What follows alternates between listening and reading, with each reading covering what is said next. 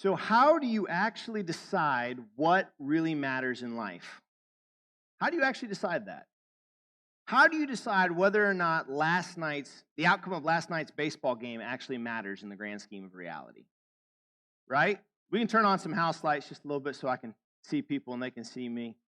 Uh, but how do you decide whether or not it matters? Maybe the way that you decide whether or not it matters is whether or not you like that thing, right? Maybe the way that you decide whether or not something matters is how much time you're willing to invest in that, right? By show of hands, real quick, how many of you would say that school matters? Okay, a lot of hands would say school matters, and probably because you spend a lot of time there, right? Another way that you can decide whether or not something matters is based on how much money you spend on that thing, right? How many of you would say that you have at least one pair of shoes that you would say that pair of shoes matters? Okay, all right. Couple of us. The rest of us, we're like, hey, I like comfy shoes. I ain't dropping $400 on a pair of shoes. That's okay. But how do you decide what matters? And on top of that, how do you make sure that the things that you think matter are the things that really matter? You know, the great coach, Vince Lombardi, once said that he was not afraid of losing. He was afraid at winning at things that don't really matter. And I think sometimes we are really good at winning at things that don't matter, and unfortunately losing at the things that matter the most. We've been in this series called Lies We Believe, where the idea is we want to talk about some of the biggest lies that trip us up. And by us, I mean people. They trip up church folk, they trip up non-church folk, they trip up everybody. And last week we talked about the lie that you might just not be good enough. Last week we talked about maybe you feel like you're just not good enough. We looked at the character of Moses and how Moses felt like he was not good enough to go do the thing that God asked him to do. And the thing is what we can know, the hope is, the truth is it's not a matter of a fact of whether or not we're good enough. God is good enough for us. And anything he asks you to do, he will be good enough to help you go do it. In the same way, like a really good coach, whether that be a dance coach or a football coach or a basketball coach, they're only going to coach you and ask you to do the things that they're going to make sure that you can actually do them. They're not going to ask you to do something ridiculous. For example, they're not going to look at someone like, where'd he go? Where'd Caden go? Okay, they're not going to look at Caden and say, hey, I expect you to dunk next week on the 10-foot hoop, right? A good coach is not going to do that. A bad coach might, right? Maybe you've experienced some of those bad coaches. But tonight, I want to look at a second lie that is common for us to believe. And unfortunately, this is a lie that specifically, with this particular generation, has really grabbed hold of us. Before I tell you what the lie is, I just want to go ahead and tell you right now, regardless of where you're coming from in this room, every single one of us are either currently or have struggled with this lie, or we know up close and personal someone who is struggling with this lie right now. And so to that, I know it's a very serious matter, and so I want to treat it seriously, even if we have a little bit of fun, because it's okay to laugh in church. It is okay, right? Right, Father? And if you were here last week, you guys would get that joke. But here's the deal. Here's the lie. Here's the lie that we're going to talk about tonight, and it's this. My life doesn't matter. Now, I'm not going to ask you to raise up your hands and see, okay, who's struggling with this lie, because here's the reality. We all have at some point either bought into this lie or been tempted to buy into this lie. And this lie is wrecking our communities, it's wrecking our families, it's wrecking our schools, it's wrecking our nation. More and more young people are buying into this lie that their life doesn't matter. And it's seen in depression and anxiety and suicide. And so before we dive into this, I just want to go ahead and be upfront about this specific thing, is that it is okay to not be okay. It is okay to not be okay. Growing up, and maybe you feel this pressure as well, when you come into church and everyone asks you, how are you doing? What's the response you're supposed to say? Good, great, fantastic, right? Whatever it is, we're just never okay to not be okay. But I want to tell you, it's okay to not be okay.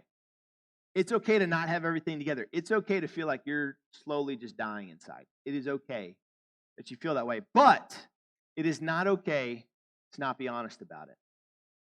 The worst thing you could do with this lie is be believing this lie and in denial about it. The worst thing that a person could do is be suffering from depression, anxiety, be suffering with this idea that maybe my life doesn't matter, and they don't tell anyone about that feeling. So I just want to tell you right now, before I go any further, that if this is you, if you're already like, okay, Stephen, like you're stepping on my toes, like I'm not really sure if I should have come tonight, maybe, not sure, I'm not sure about it. Here's the deal. Just make the deal. You don't have to be super public about it, but if this is where you're at, it's okay. But please, tell somebody. Not right now. Let's listen to the word of God, but tell somebody. Be honest about it. The worst thing that could happen is someone believes this lie and they refuse to be honest about it. And so what I want to do tonight is I want to look at an example of someone who bought into this. Someone who bought into this lie. Okay? Now, once again, I'm not saying that there's a simple fix it or just stop it method. I'm not saying that if you struggle with depression and anxiety, that it's just your fault and you just need to snap your fingers and get over it, that there's something deep down inside of you that you just need to overcome. I'm also not suggesting that you don't need to potentially also seek medical or psychological treatment. I do believe that the weight of sin and the curse of sin is so severe on earth that some of us might actually need to go seek some professional help to combat this. So I don't want to take this lightly. I hope you understand the gravity of it. But I do think that there is hope, and I do think there's truth to combat this lie, to help us be out on the other side. And to do that, I want to tell you about a guy named Elijah. So if you have a copy of God's Word, I'm going to invite you to turn to 1 Kings 19. It's a book that we would never turn to. It will be up on the screen, but if you want to grab a Bible or if you want to pull it up on your phone, but let me just tell you a little bit about this guy named Elijah, okay? And let me kind of set the stage. Elijah kind of seemed like no ordinary dude. Elijah was a prophet in the Bible. A prophet was someone who would directly hear from God and then be tasked to go tell somebody about it. Like he would go off in his own little corner and God would tell him in his ear what he wanted him to hear and say, all right, now go tell king this person or go tell this nation this. And he would go over and he'd go tell him. That's what a prophet would do. And this prophet, Elijah, he did some pretty incredible things. In fact, one time he prayed to God that it would stop raining, and it did not rain for 3 years. Some people say that's like a superpower. And then on top of that, at the end of those 3 years, he prayed, God, now let it rain, and it started raining again. And if you want to be the superhero of rain, the superpower, yeah, a couple, right? He did that. He had a position of power to where he would speak to the most powerful kings and advise them on what to do. He had this tremendous wisdom from God. On top of that, he also took on over 800 false prophets, challenged them to a fight in which their gods would have to burn up an altar with fire. He by himself challenged 850 false prophets, and he won. And then, as someone reminded me, because I'm going to tell the rest of the story, and then he killed them all. But he did that. He taking on 850, and he beat them. And also, I think this is really probably one of the coolest things about Elijah. Elijah actually rode up to heaven in a flaming chariot, and he didn't get burnt up. If you remember last week, right? He didn't get burnt up. Like, he didn't die. He just went to heaven. And so I hear these things about Elijah, and I'm like, dude, this guy is amazing. This guy must be some kind of superhero, some kind of superhuman. He's got to be better than you and me, right? He's got to be better. And yet, I love what the writer, the half-brother of Jesus, James, says about Elijah in James 5:17. He says, Elijah was a man with a nature like ours. This guy who accomplished all this, you and I might look at this on paper and go, man, this guy has it all together. And I want to tell you about a time where this guy who had it all together, who had everything you could ask for, bought the lie that his life didn't matter. And so if you're in 1 Kings 19, let me just, once again, what has just taken place is he's just challenged 850 false prophets. He walked up to them and said, I can prove that my God's real and your God's false. And they said, how are you going to do it? He said, you built up an altar, I'll build up an altar. We both get a cow, we'll cut up the cow, put on the altar, but you're not allowed to set fire to it. And whichever God sends fire, that God's the real God. And so the 850 prophets are like, okay, it's 850 of us against you. We'll take you down. So they cut up their cow and they put it on the altar and they start cutting themselves and they start chanting and they start singing and they start trying to get their gods to wake up and send fire. Nothing happens. Half the day goes by, nothing happens. Elijah, it's his turn. He walks up to the stage, if you will, and he says, all right, now before I ask God to send fire, you guys, you big strong guys, go get a big old bucket of water and dump it on this altar. Now, for those of you who are not rocket scientists, how well does water and fire mix? Not very well. But he says, dump water on it. So they do. And he says, okay, do it again. We're like, what? Like it's wet. They go and they do it again. They dump more water on it. He says, third time. Go, third time's a charm, right? Go. And so at this point, they've dug a moat around this altar. They filled up the moat. The thing is soaking wet. There is no way this thing is going to catch on fire. Elijah steps back and says, Lord, show them that you are the one true God. And whoosh, out of heaven, here comes fire, burns up the whole altar, sucks up all the water, and says, burns all the water up, and everyone's like, oh my God. You win, right? Like, that's amazing. And then Elijah followed through. He says, look, I worship the one true God. You guys have been leading the people astray. If I leave you alive, you will continue to lead the people astray. And he kills them all. He has defeated enemies of God. In case you guys are also wondering, like, hey, that's not very nice. Elijah killed all these false prophets. These false prophets believed in religions where it was okay to sacrifice babies to the gods. A lot of times we read the Bible and we're like, oh my gosh, the people of Israel were told to go kill them? That's not nice. God's not very nice. Like, well, time out. Let's just look into who these people are. And you're like, oh, okay, yeah, okay. It's not as big of a deal. But he's defeated these false prophets. He's proven that God is the one true God, and he is sure that now everyone is going to be for him. He's at this amazing, incredible place in life. And we're going to pick up the story in 1 Kings 19. Here we go. Starting in verse 1, it says this. Ahab, who's the king, told Jezebel, who is the queen, all that Elijah had done and how he had killed all the prophets with the sword. And then Jezebel sent a messenger to Elijah, saying, so may the gods do to me, and more also, if I do not make your life as the life of one of them by this time tomorrow. Translation, I'm going to kill you. I'm mad, and I'm going to kill you. Now let me ask you, if you just went through an experience where you defeated 850 false prophets, your God answered your soaking wet altar with fire, should you probably believe that God is for you? That God is with you? That God is walking with you? Like, you are okay, right? And now all of a sudden you hear if some queen says that she wants to kill you, should you probably brush that off, or should you be like actually terrified of this? You should brush that off, right? You just saw what God did. But notice verse 3. It says this, then he was afraid. He was afraid. And he rose and ran for his life and came to Beersheba, which belongs to Judah, and he left his servant there. But he himself went a day's journey into the wilderness and came and sat down under a broom tree. And he asked that he might die, saying, it is enough now, O Lord, take away my life, for I am no better than my fathers. This amazing man of God, this guy that's just seen God answer from heaven with fire, is now terrified for his life. He is not only terrified for his life, he's gone to the point where he just doesn't even want to live anymore. He is so afraid of what this lady might do to him that he's like, you know what, my life's just not even worth it. And we see that he quits his ministry. In verse 3, it says he left his servant there. In other words, he told his servant, hey, here's your pink slip. I'm done. I'm not working this job anymore. I did all this stuff for God, and now this person wants to kill me. How in the world is this fair? What we see perfectly is that Elijah had certain expectations of things that should happen as a result of his actions. And when they didn't get met, he chose to give up. Let me say that again. Elijah had certain expectations about what should happen.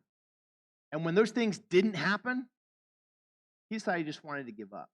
I think you and me, we have certain expectations of things that should happen, things that we think ought to happen. And when they don't get met, we just want to give up. For example, we might have the expectation that we're supposed to be perfect, and then we mess up. Expectation ruined. We have an expectation that it's easier to avoid problems than to actually face them. We have expectations that, man, you are only as good as what you do, and if someone does better, that means they're better than you. We have expectations that life should be easy.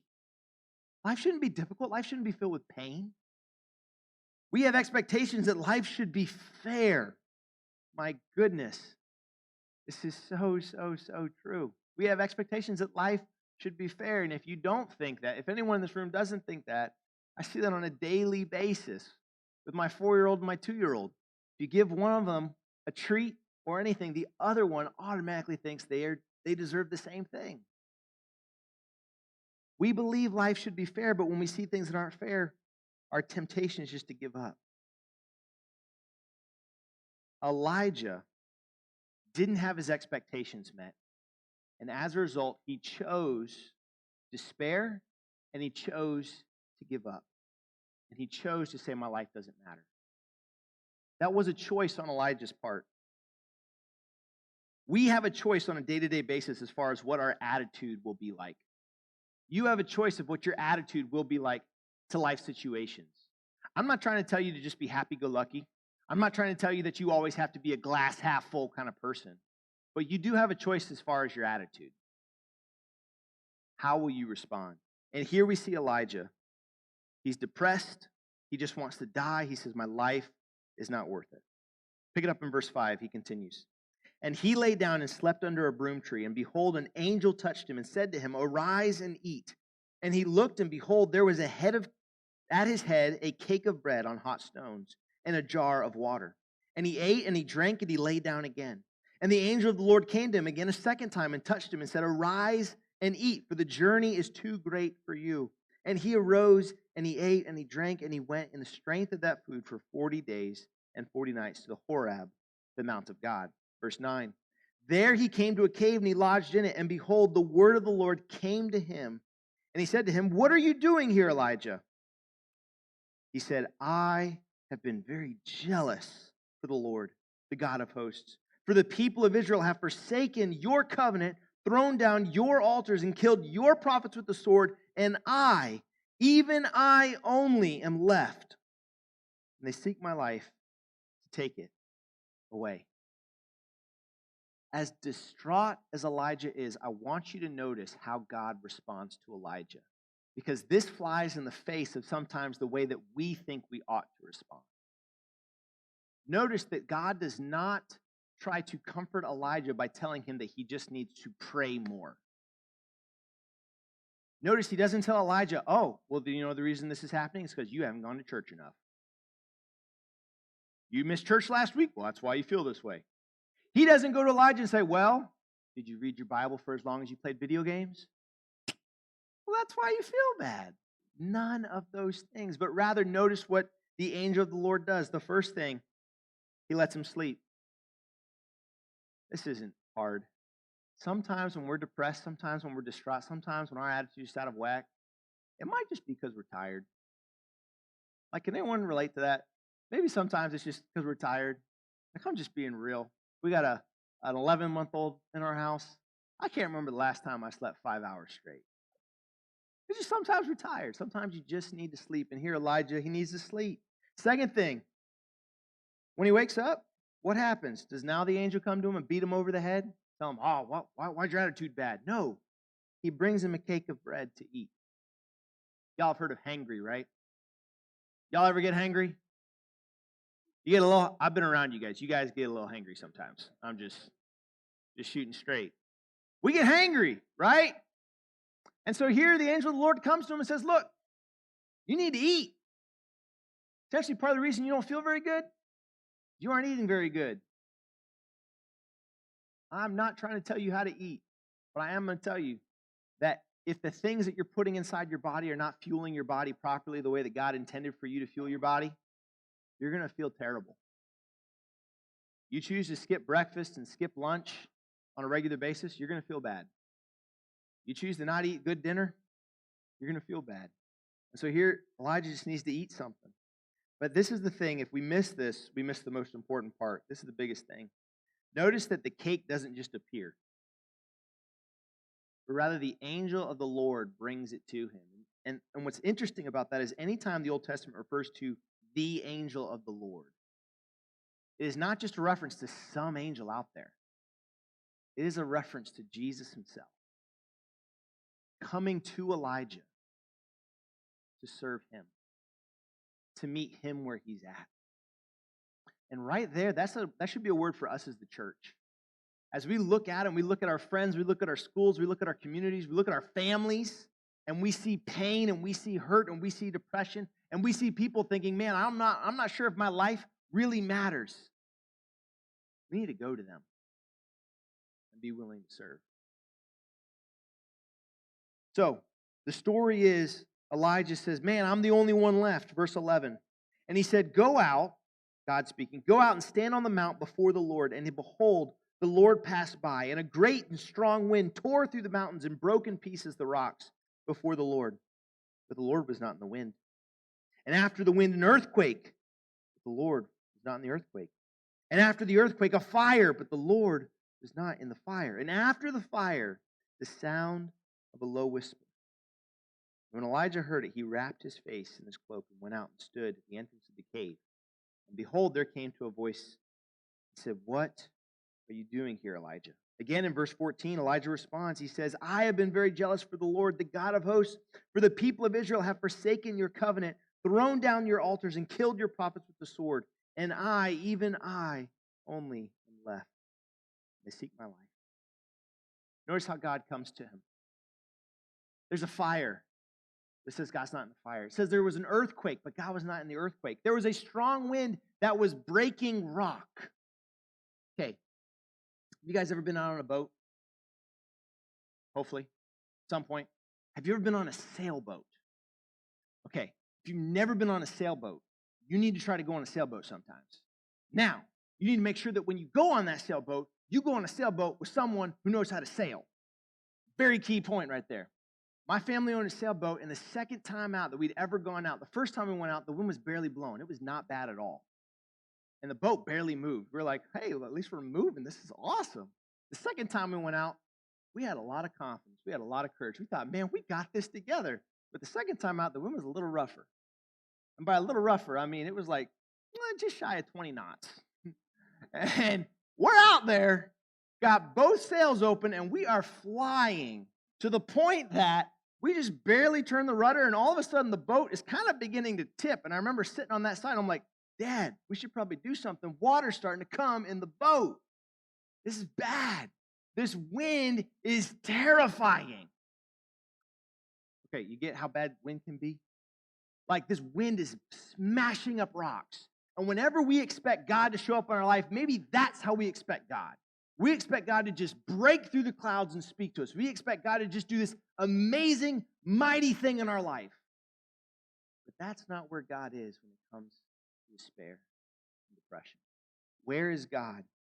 It says that God spoke to him in a gentle, low whisper. God doesn't come in the extraordinary. He comes in the very ordinary. He comes to him and he speaks to him again and he encourages him. Elijah, where are you? Elijah again responds, Lord, I am all by myself. I'm the only one left. And in verses 15 through 17, God tells him, hey, I got some things I need you to do. I need you to go anoint 2 kings. I need you to anoint someone who's going to replace you. But then he encourages Elijah in verse 18. He says this, yet I will leave 7,000 in Israel, all the knees that have not bowed to Baal, and every mouth that has not kissed him. He says, Elijah, you're not by yourself.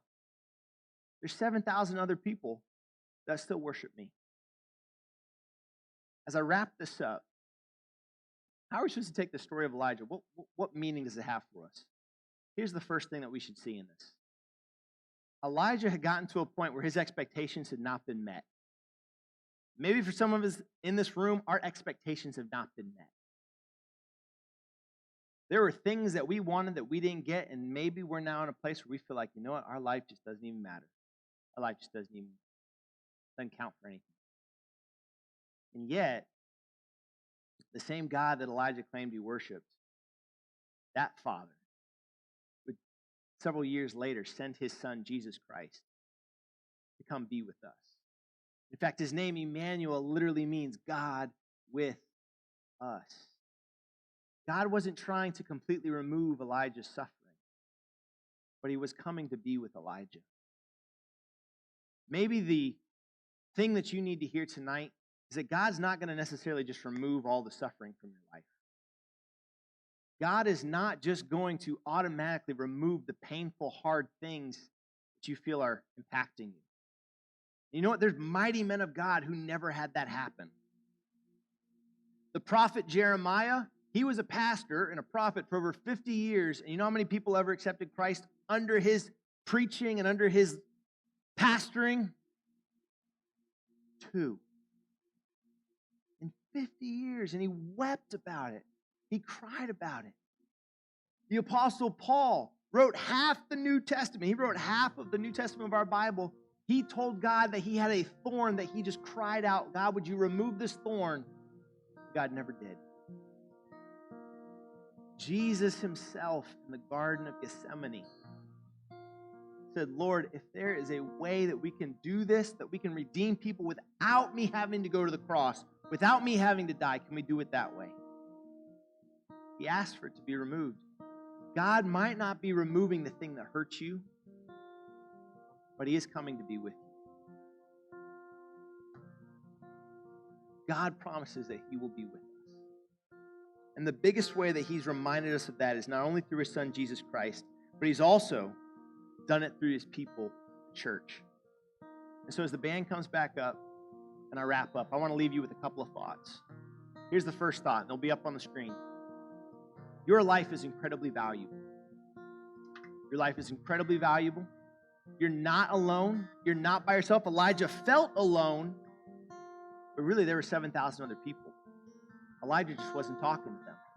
That's why I encouraged you, hey, if you feel this way, hey, you need to talk to somebody. Be honest about it. And finally, you are loved dearly. Jesus was willing to come to earth to die for you, to be with you. We're loved dearly. But for many of us, it doesn't just stop there. It doesn't just stop with knowing that Jesus is with us, but Jesus has given us a commission to now go be Jesus to other people. He's told us as the church that we need to go encourage other people. And the way that we're supposed to do that is to lift their heads just as God lifted ours. And the psalmist writes in Psalm 3:3, but you, O Lord, are my shield about me, my glory, and the one who lifts my head. He's called us to encourage other people. We've been called out to encourage other people. And there's 3 ways that you can encourage people. They're going to be up on the screen. The first way that you can encourage people is that you got to see people. It is so easy to go throughout the day and not pay attention to the people around you. It's so easy to just go about life and just skip over people. But we got to see people. And when we see people, then we got to move to care about people. We got to reach out to them just as Jesus reached out to Elijah, just as God himself stepped down to earth to reach out to us, we got to reach out to other people. You got to move towards someone else. And then finally, you got to communicate that you are for them, that you're willing to give for them. The angel baked cakes. He was with him. We need to be for people. By doing this, we can help people see it's not that your life doesn't matter. Your life matters intensely. You are extremely valuable. And not only are you valuable to God, but you are valuable to me.